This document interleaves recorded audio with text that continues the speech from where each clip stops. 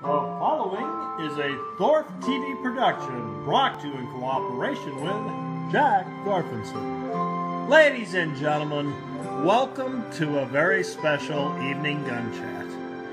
As we approach the Christmas season, Mr. Holster, way up north near the Canadian border, spends time with his good friend and executive producer Jack Thorfinson in the lodge on a weekend, quiet weekend at the ranch. As the weekend comes to a close, we meet Mr. Holster at the bar in the lodge,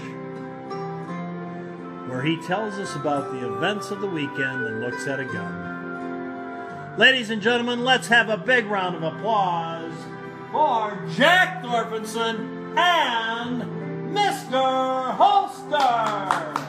Wow, Jack, you got better billing than I should. That guy said this stupid. Oh, Mr. Holster!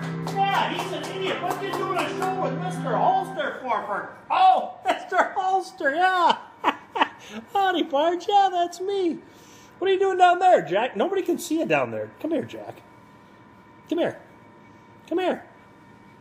He didn't have a date tonight. Come here. Don't be that. Okay, fine.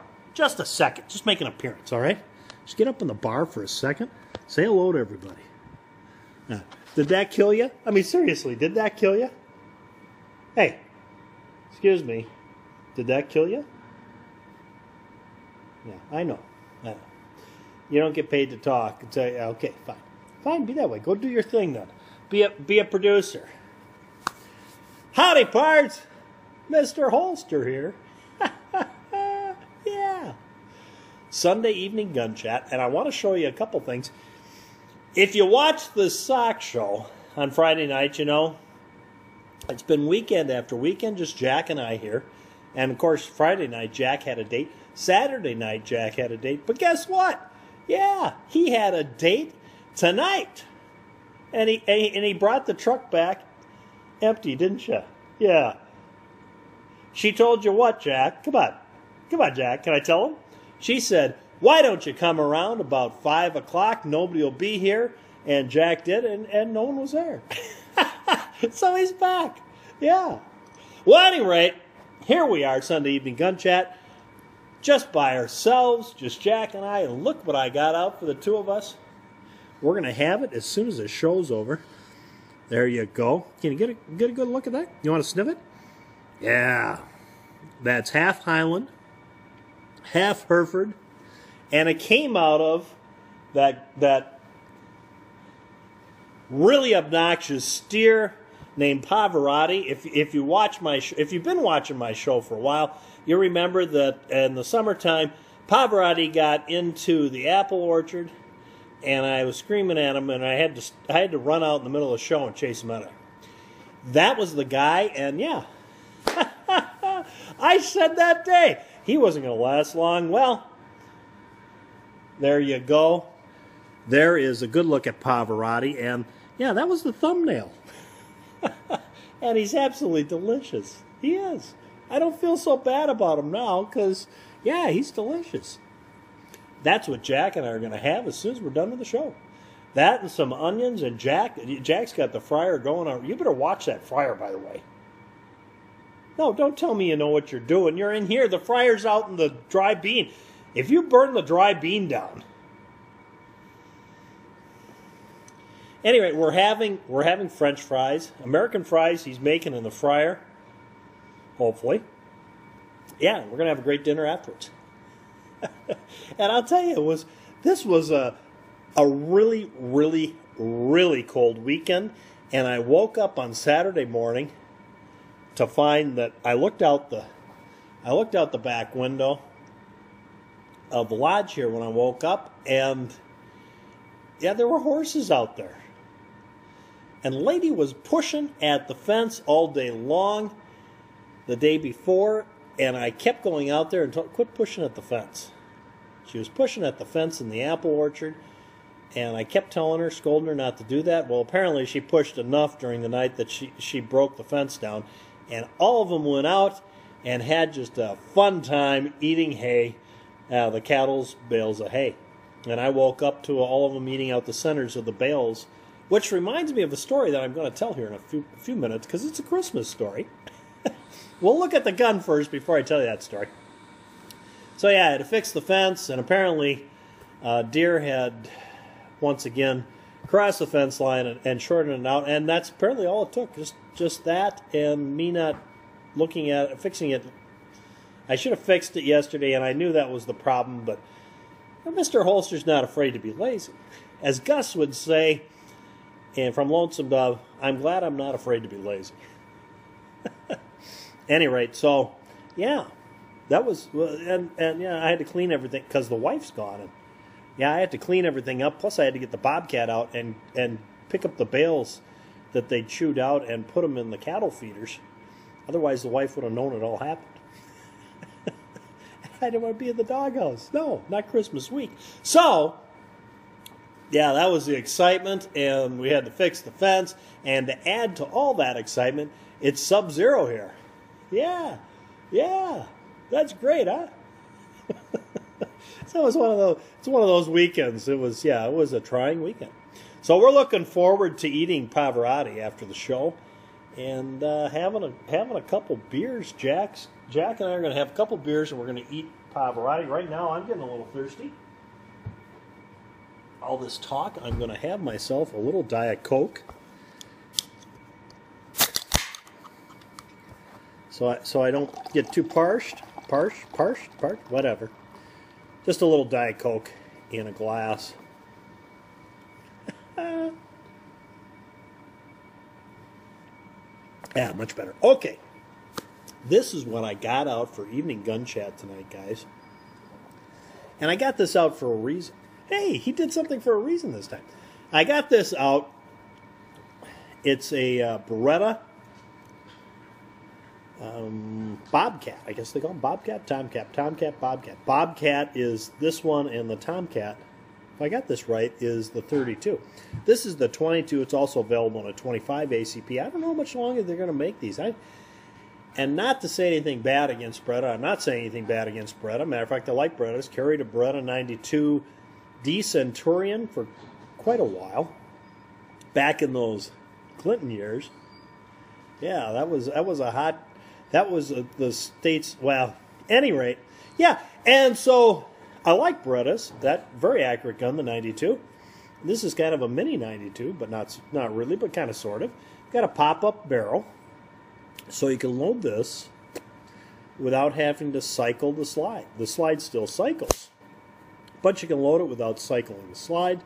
It's got a 7-round magazine. This one's a 22, and I have found, not in the ones I currently have, but in my younger years, I used to carry one of these in an ankle holster, and I had found that the CCI Mini Mag was the thing to use in these. They always fed flawlessly and never had a problem with that. Some of the other rounds, not so much. So that's all I've ever shot through the current ones I have. I don't have the one I used to carry because it got beat up, so I got a new one. So, fantastic little gun. And back to the Beretta. Beretta is at this point where they're going to lose that military contract, I bet. I don't think they're even in the running anymore. I think their guns are... They're very nicely made. Oh, quiet, Spur. We'll be to you in a second. Relax. We're almost done. You can't get a stakeout around Spur. Come on, Spur. Any rate, so okay, I'm gonna have to take Spur out. Yeah, because I think she has to go out. I fed her and then she fell asleep, and I thought, well, anyway, I don't want to clean it up because Spur's. They told me Spur was 2.5, but I don't think so because she has gotten a lot bigger since I got her. I'm going to edit this, and then I'll be back, okay?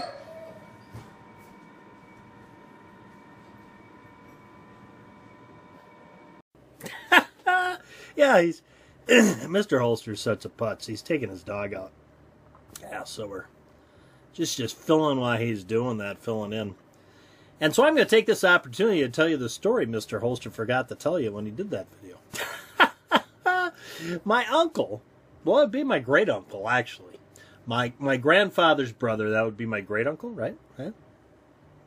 Anyway, his name was Snorri. And when they were growing up, they grew up in North Dakota in a small town called Mountain.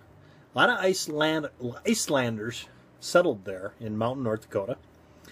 And growing up at Christmas time, and we did this in our house too, their mother would always make a vinatetta cake. Yeah, vinatetta, I believe that's what it's called. And it's a prune almond cake that's very, very dense, and you make 13 layers of it, and it's got like this buttercream frosting that goes in between each layer. Yeah. And you make it well in advance of Christmas because it kind of needs to percolate. Yeah, because if you're familiar with Icelandic foods, most of them have to percolate. The one I like the best is where you hang the shark in a shed for 6 months before it's edible. Yeah, that's why their tourism's so low in Iceland. But at any rate, so every Christmas you make this, and you make it weeks in advance, and you put it in your cellar and let it, the flavors from the prunes and the almonds, they kind of, and it gets, yeah. And then when you cut it, you slice it really, really thin, because it's a really, really, really dense material. It's really a really dense material, these layers are. And you cut it really like paper thin, and you end up with what looks like a layer cake, only there's 13 layers, really thin, and the white icing in between each layer. It's actually kind of, it's good. It's actually good. It just, you can't eat much of it because it just goes right into your stomach like a rock because it's really dense. Or anyway, one Christmas, there were 4 brothers. There was my grandpa, and there was Snorri and Ted, and I knew I was going to regret doing this because now I can't remember his name.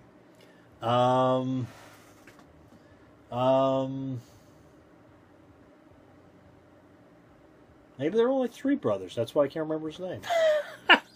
Doesn't matter. At any rate, Snorri's the guilty party here. Snorri was going into the storm shelter, the food shelter. I call it a storm shelter because that's where we have our stuff, and our shelter is actually our storm shelter. But at any rate, he kept sneaking in there every day, and he'd dig out cake. He'd tip the cake up on its side, and he'd dig a little cake out on the inside.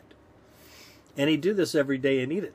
Well, Christmas came, and the cake was put out on a plate on the table so they could carve it, and the knife went into it, and you guessed it, it all just collapsed. Because he'd eaten the whole inside out, and everybody looked at each other at the table except for him that was going, yeah. Thought I'd share that story. That's the tie to the bales of hay and the hollow bales of hay. Yeah. Now here comes Mr. Holster. We'll go back to Mr. Holster. Guy's such a putz. Yeah, I'm back. Sorry about that. Spur had to go out, and we barely made it out the door too. I hate to ruin the program for you, but yeah, I've been there. I don't want to do that again. And I should really make a video about Spur, because you guys haven't seen her since I traded the gun for Spur. And Spur is just a beautiful, beautiful German Shepherd, in case you don't know. And yeah, I should have showed you. And she's I fed her, and she just sacked out. Was content, and I thought, oh, okay, I'll make the show. So, back to where were we? Oh yeah, this is why I got this gun out. This is a great little gun, by the way. Works pretty much like a 92. It's a double action, single action, first shot double action. Then the slide, when it goes back and extracts the round, puts the next round in, leaves the hammer back, and it's single action afterwards. One thing I like about it is the fact that you can, if you have the safety off, you can cock it, put the safety on, like that, and now it's cocked and locked, and you can carry it that way. Drop the safety, and you're ready to go. Which is kind of neat. It's like a 1911 in that regard, which you can't do that with a 92.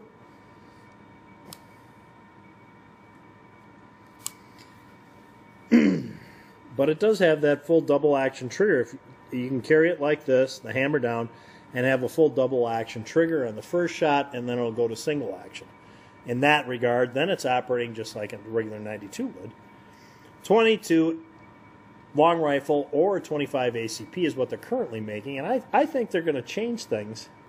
They're bound to. I think they're way behind on their designs at Beretta, and they got to have a big shake-up here.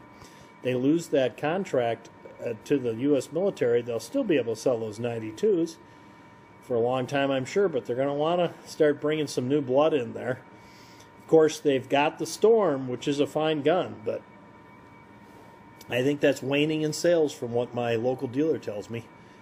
He pretty much thinks most of the Beretta handguns, like I do, they're going to have to do a major shake-up to get things going again. But at any rate, that's why I picked up another one of these the other day, because I don't know if they're going to keep making them very long.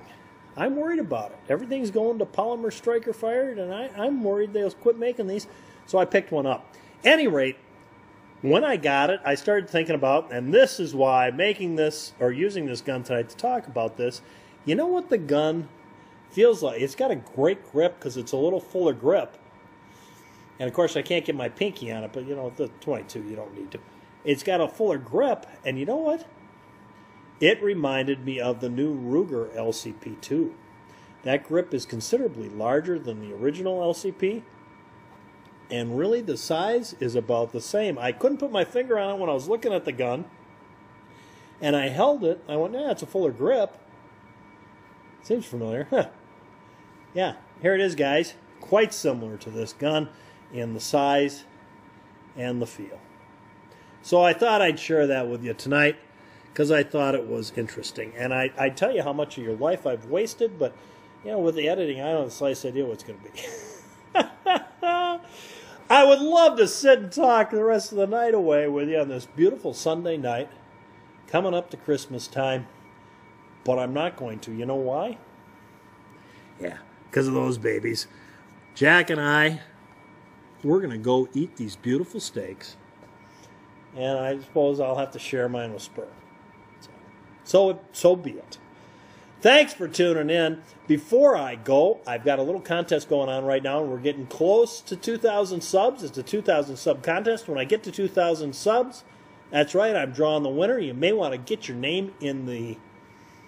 That's a garbage can, actually. You may want to get it in if you haven't, or, you know, get it in again. Yeah.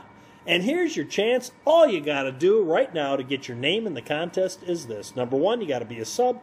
Number 2, you got to like this video. And number 3 is in the comment section down below. Type in Pavorati. Yeah, Pavorati, just like the singer. I love that. My dad used to love Pavorati. But at any rate, I digress. Right in down below. Pavorati looks good. Yeah. And you're in the contest, Bards. Thanks for tuning in. If you like my channel, please subscribe. Till next time, have yourself a Merry, Merry Christmas.